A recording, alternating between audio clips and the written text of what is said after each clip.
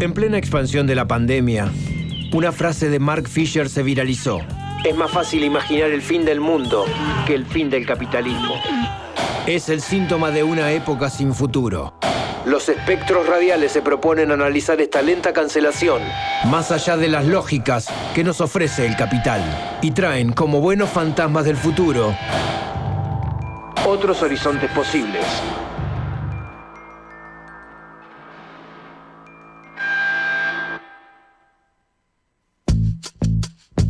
Bueno, recién descendido del ascensor, como buen fantasma del futuro, Nacho Zaffarano, esta reunión de viernes aquí en Piloto de Prueba. ¿Cómo va, Nacho? Todo muy bien. Con un piso por escalera porque me tomé el que llegaba hasta el séptimo, así que tal vez si quedé un poco agitado porque mi estado físico no... Bueno, pero ese es un... Está lejos de ser el mejor. Es un ascensor renovado, ha sido calificado por el señor de la Quiesa como un Boeing. Qué bien, qué bien. Bueno, lo bien que anda. Lo aprovecharemos entonces. Sí. ¿Cómo andas, Mono, vos? Bien, bien, por suerte. ¿Todo bien? Este va a ser nuestro último encuentro hasta después del receso invernal. Vamos a parar un par de semanitas. Bueno, nos daremos tiempo para seguir preparando algunas columnas y abriendo tema de debate. ¿Los fantasmas del futuro se toman vacaciones de invierno? Nos tomamos una vacaciones. Hoy justamente tenemos el último encuentro ya de una manera más festiva de lo que fue el taller que dimos este semestre sobre deseo postcapitalista. Ajá. El último libro de Fisher. Y bueno, después de esto sí, nos vamos a tomar unos días para planificar cómo se viene la segunda mitad del año. Parando, pero descansando de alguna forma, pero también siguiendo activando para estar activos para lo que se viene. Claro, pero bueno, pensando alternativas. Seguimos metiéndole. Y hoy justamente, volviendo a Fisher, que es como medio nuestro paraguas en todo esto que venimos charlando, ayer hubiese sido el cumpleaños de Fisher. Ah, mira. Ayer 11 de julio hubiese cumplido 56 años. Entonces, bueno, nos parecía que era un buen momento para seguir retomando algunos de los debates principales, de aquellas posturas que armó Fisher y que nos dejó para pensar esta realidad acuciante en la que estamos metidos, ¿no? Y algo que estuvimos hablando, que forma parte de la cortina, ¿no? Y que es parte de lo transversal de todas estas conversaciones que tenemos, es esa cuestión que desarrolla Fisher sobre el realismo capitalista y la imposibilidad de imaginar un futuro más allá de las lógicas del capital, ¿no? Claro. Fisher en eso no es un tipo que simplemente se dedicaba a echarle las culpas a las lógicas del neoliberalismo, a un sistema que era cada vez más agresor de la clase trabajadora, sino que también se detenía a pensar en las propias debilidades de las izquierdas, de los progresismos, para hacerle frente a esa situación, justamente diciendo, bueno, estuvimos en algunas décadas en las cuales desde las izquierdas se pudo combatir bien de frente a las políticas agresivas del capital, y de los 80 a esta parte estamos viendo un retroceso muy marcado, ¿no? Es un buen punto de vista, ¿no? Porque si hubo un avance de la derecha, no es solo por las virtudes, ¿no?, de convencimiento que pueda tener ese modelo, sino también por algunas fallas de lo opuesto, digamos. Algunas fallas muy importantes, va a decirnos Fisher, que para mí son también muy interesantes para pensar también, por ejemplo, siempre haciendo este doble ejercicio, ¿no?, de cómo traer lo que Fisher, como un pensador y un militante inglés, pensó para las primeras décadas de la Inglaterra de los 2000, también cómo lo podemos pensar hoy en día en la situación en la que estamos nosotros. Sí. Creo que esto también da para charlarlo con mayor detenimiento, pero si hoy estamos como estamos, forma parte también de nuestros errores y debilidades, ¿verdad? Claro, por supuesto. Fisher, entonces, hay algo que iba a plantear, que parte de esta consolidación del realismo capitalista tenía que ver con que hubo un fuerte divorcio entre el deseo y el comunismo, iba a decir. Es decir, que las izquierdas se olvidaron de interpelar el deseo de las clases trabajadoras. De las clases trabajadoras. Para eso, para empezar a pensar esta situación, Fisher se sitúa con una situación que se dio en el año 2012, con un movimiento que estuvo radicado fuertemente en Londres y que era un rebote de lo que sucedía en Estados Unidos, llamaba el Occupy London. ¿Te acordás? Que en ese momento, tipo año 2011, 2012, estaba lo que se llamó el Occupy Wall Street, que fueron un montón de movilizaciones en contra de las políticas neoliberales en Estados Unidos, con una gran participación de la clase obrera, con una gran participación de la juventud, y que bueno, eso tuvo rebotes en grandes lugares del hemisferio norte. Claro.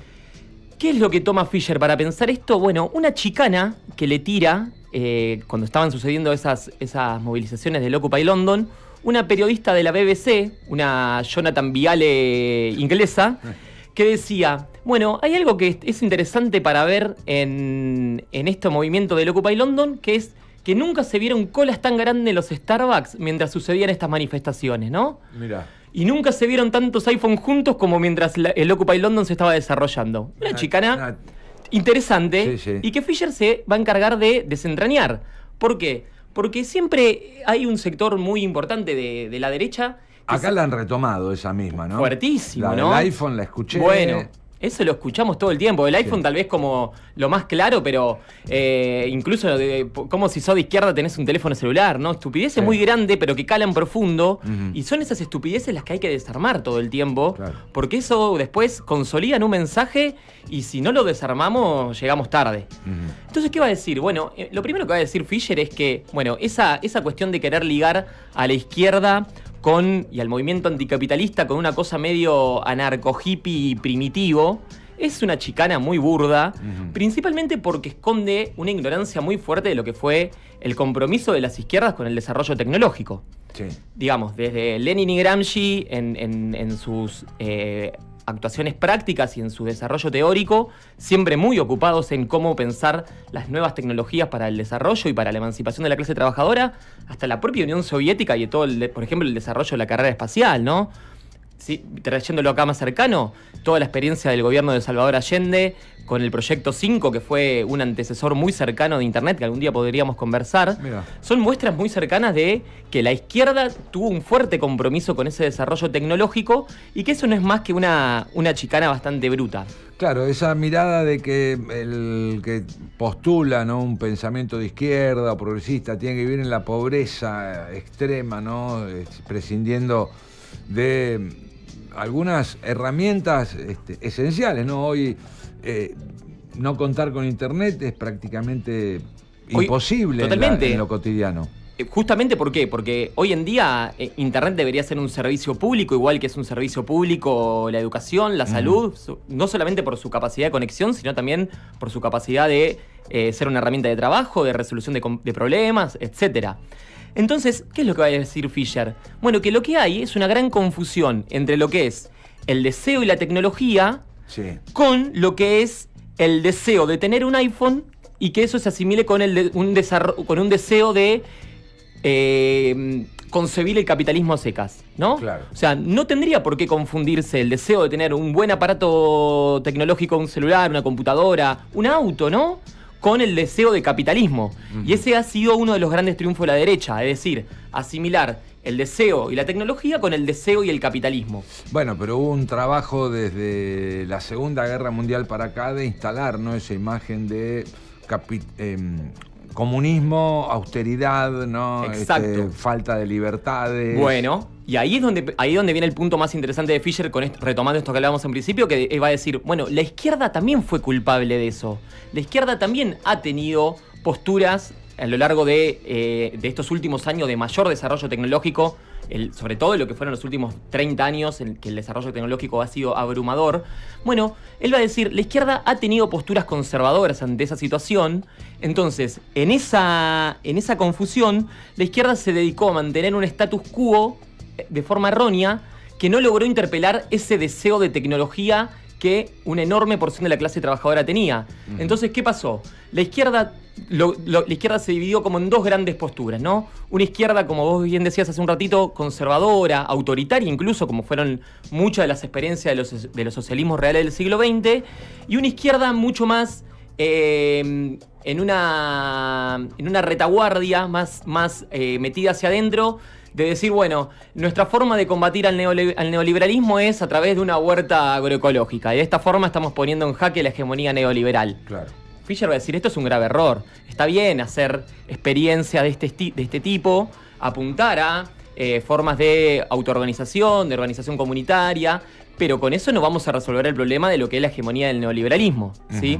Entonces ahí a Fischer va a intentar poder plantear una izquierda que sea antiautoritaria y que a su vez sea efectiva al momento de tratar de dar vuelta ese meollo de la relación entre capitalismo, tecnología y deseo, ¿sí?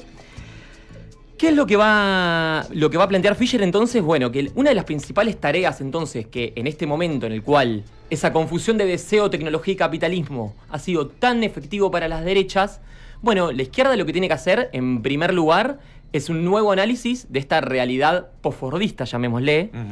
Fisher incluso utiliza ese término. ¿Y qué va a decir? Bueno, la izquierda... acá cuando hablamos de la izquierda, también en la Argentina en la cual estamos situados, hay que hablar del peronismo, claro, ¿no? Y las posturas progresistas en un término amplio. Bueno, tenemos que dejar de pensar a la sociedad actual como esa sociedad del estado de bienestar, como esa sociedad fordista en la cual la clase trabajadora se organizaba alrededor de la industria. ¿Por qué? Porque va a decir, esto cambió. Y cuando uno ve hoy en día la cantidad de trabajadores precarizados, cuando vemos la cantidad de industrias que han estado cerrando en los últimos años y todo eso, y sin embargo, la clase trabajadora sigue existiendo.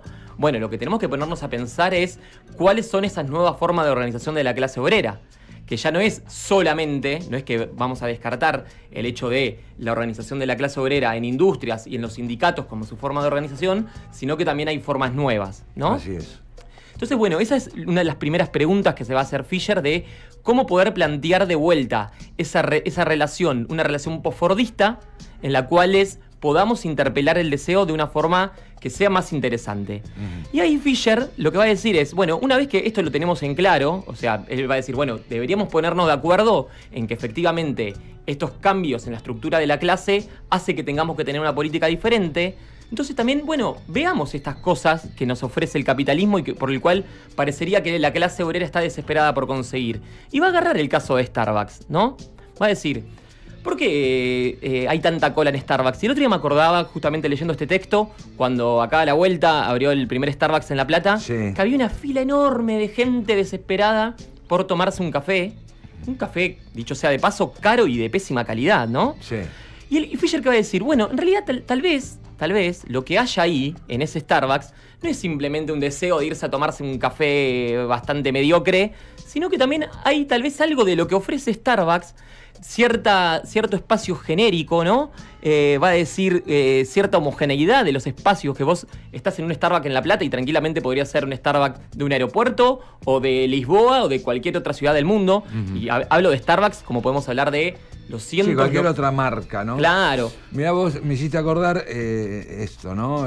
Hubo, hasta hace poco, el intendente era Julio Garro y utilizaba como una especie de ejemplo para mostrar los logros de su gestión, y que cuando él asume la primera gestión como intendente, no había Starbucks en La Plata y termina con 4. Claro. ¿No? Como un ejemplo de los beneficios que trajo su gestión a la ciudad de La Plata. La atracción de capitales, ¿no? que tuvo La Plata. Claro. Después de urbanizar los barrios, eso quedará para otro momento, claro. de que las salas de salud también estén en buenas condiciones. Bueno, pero tenemos Starbucks. Pero hay 4 Starbucks. Bueno, pero sin embargo también el punto es interesante, porque cuando uno también, si uno se pone a ver quién consume Starbucks, no es que consume Starbucks solamente la oligarquía platense. En Starbucks, no, cualquier trabajador que se baja del bondi en Diagonal 80, cruza y se toma un café.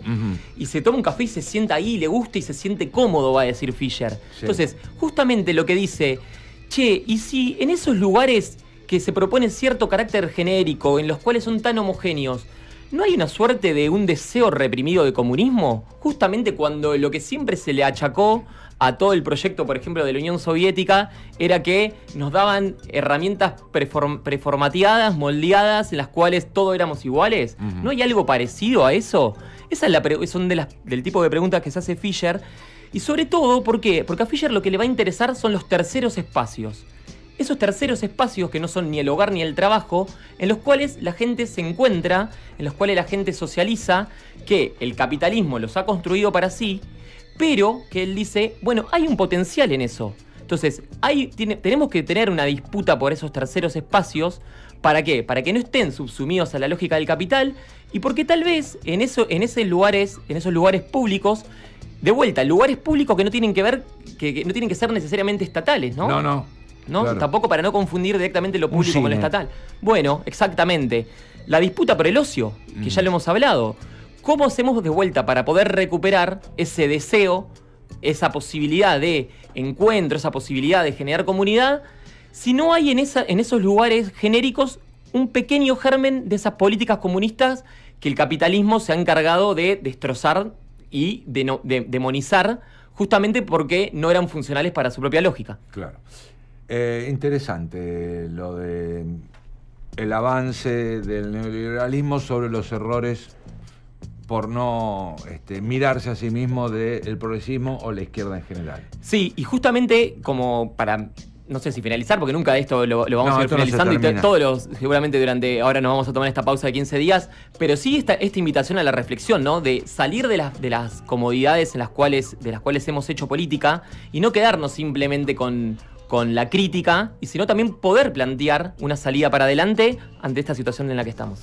Nacho, vos lo dijiste, hacemos una pausa de 15 días, nos reencontramos el 2 de agosto, viernes 2 de agosto. Ahí nos veremos, Mono, buen descanso. Igualmente. Nacho Zaffarano, uno de los fantasmas del futuro, cada viernes aquí en Piloto de Prueba.